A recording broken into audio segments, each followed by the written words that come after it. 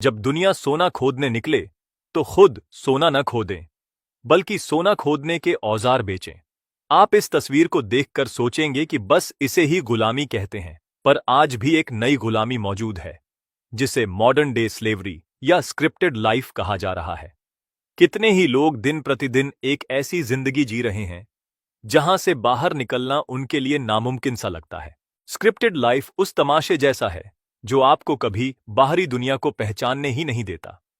बचपन से लेकर अब तक तमाम लोग, टीचर्स, पेरेंट्स, सोसाइटी, आपके दिमाग में एक कहानी गढ़ते जाते हैं। अच्छे मार्क्स लाओ, नौकरी कर लो, ईएमआई भरो और जिंदगी सेट।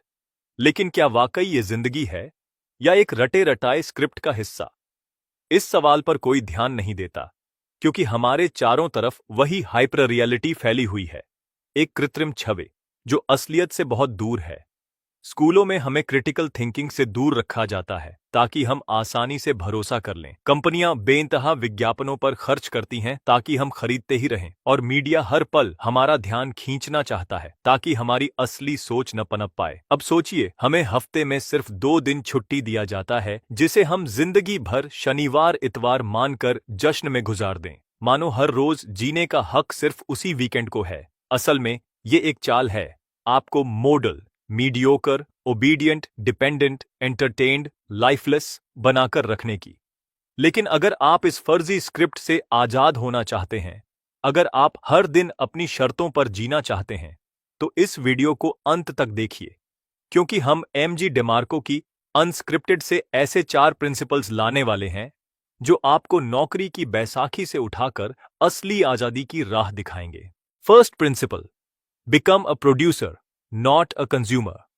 एक ऐसा उद्योगपति था जिसने 1926 में अपनी फैक्ट्री में हर वीकेंड 2 दिन की छुट्टी देना शुरू किया, बिना सैलरी काटे।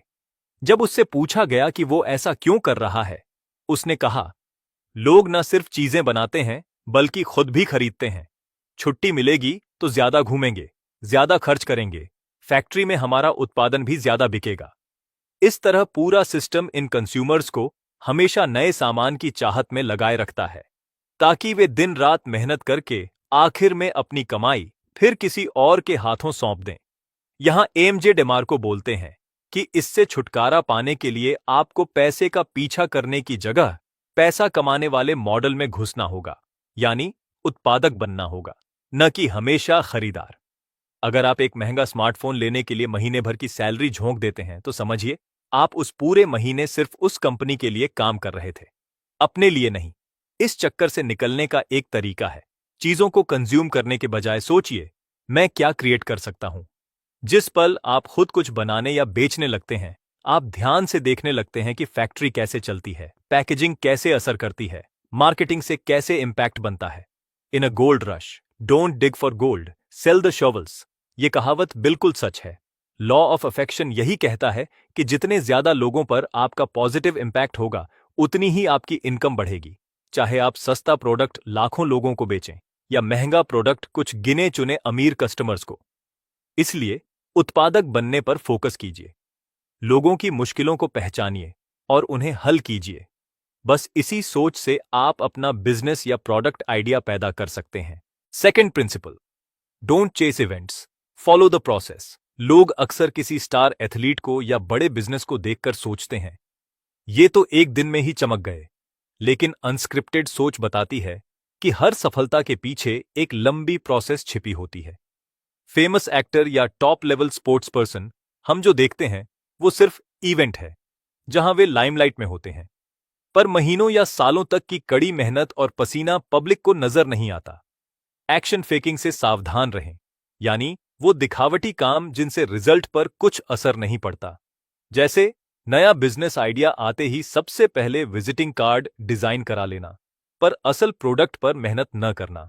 एक्शन टेकिंग का मतलब है छोटे छोटे स्टेप्स जो रियल प्रोग्रेस लाते हैं, जैसे जिम की मेंबरशिप लेकर वाकई रोजाना वर्कआउट करना, न कि महंगे जूते खरीदकर आलसी बैठना।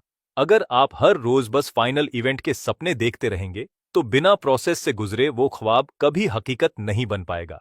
प्रोसेस ही है जो आपका परिणाम तय करता है, चाहे वो लिखना हो, कोट करना हो या शरीर फिट रखना हो।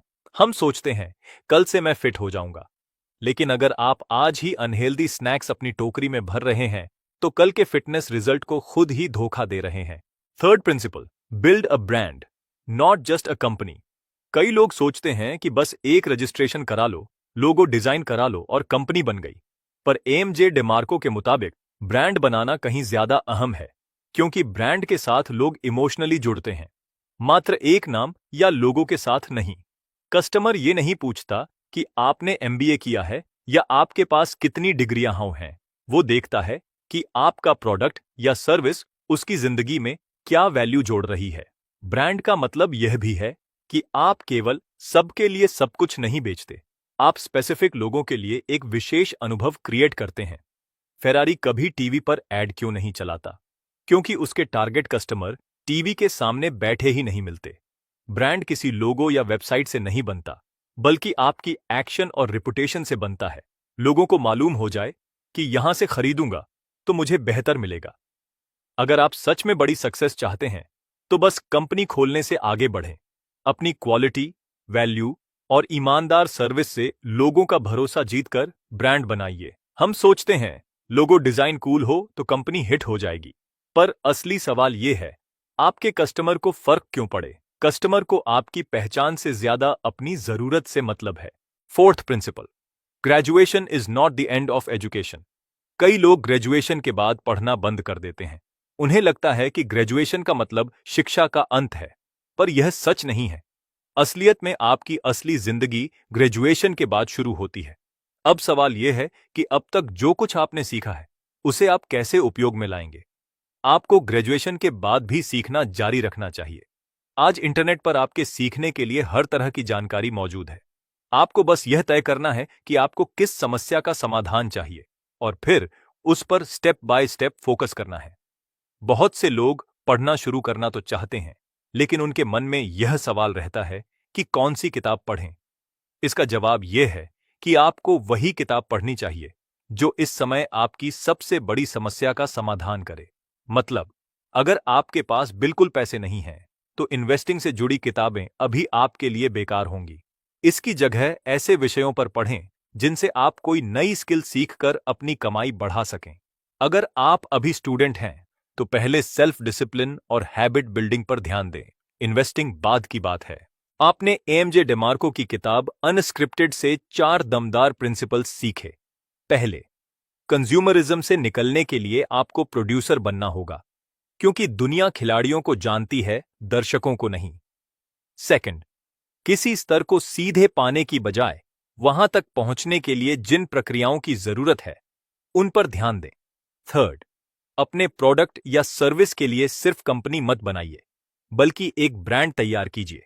फोर्थ, आपकी ग्रेजुएशन शिक्षा का अंत नहीं, बल्कि शुरुआत है, इसीलिए सीखते रहिए। इन प्रिंसिपल्स को अपनाकर आप उस स्क्रिप्टेड लाइफ से आजाद हो सकते हैं जिसमें ज्यादातर लोग दिन रात चक्की पीस रहे हैं, ईएमआई, जॉब और नकली सोशल नॉर्म्स के बंधनों में। अनस्क्रिप्टेड लाइफ आपको एक खुली आजादी देती है, जहां आपकी मेहनत आपके ही सपनों को पूरा करती है, न कि किसी और के एडवांटेज के लिए। अगर आप वाकई इस कड़ी बंदिश से निकलना चाहते हैं, तो जितना जल्दी इस सोच को अपनाएंगे, उतनी जल्दी अपने विचारों का, अपने पैसों का और अपने समय का असली मालिक बन पाएंगे। हम अक्सर बोलते हैं, मैं एक दिन जरूर सक्सेसफुल बनूंगा, मगर असलियत यह है कि वो एक दिन आपकी आज की एक्शन से शुरू होना चाहिए, वरना बस ख्याल ही रह जाएगा। दुनिया के कई महान आविष्कारकों और एंटरप्रेन्योर्स जैसे Steve Jobs, Henry Ford, Sam Walton, Elon Musk ने अनस्क्रिप्टेड लाइफ जिया और इतना कुछ हासिल किया। अगर ये पोस्ट आपको मददगार लगी तो लाइक करें और शेयर करके अपने दोस्तों को भी इस नई सोच से रूबरू कराएं। कमेंट में बताइए, आप अनस्क्रिप्टेड लाइफ की शुरुआत के लिए कौन सा पहल करेंगे। अगर आप एमजे डेमार्को की ये किताब खुद पढ़ना चाहते हैं तो डिस्क्रिप्शन में दिए गए लिंक से खरीद सकते हैं। असली अनस्क्रिप्टेड सफर वहीं से शुरू होता है। साथ ही मैंने कई उपयोगी बुक लिस्ट भी शेयर की है, ताकि आप लगातार अपनी नॉलेज और स्किल्स को एक्सपैंड कर सकें। याद रखिए, जिंदगी आपकी है और उसकी स्क्रिप्ट भी आपके हाथ में होनी चाहिए।